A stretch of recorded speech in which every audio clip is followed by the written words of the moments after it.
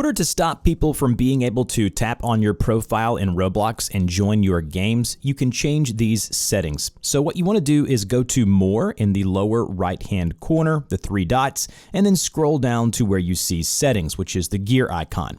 Once you're under Settings, go to Privacy and Content Restrictions.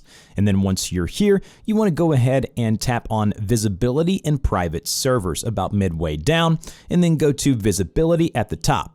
You need to make sure that your online status and show current experience is set to no one. So it might be set to everyone right now, but make sure it is set to no one. And then there may be a slider at the bottom that says share activity updates. Make sure that that is turned off as well and over to the left.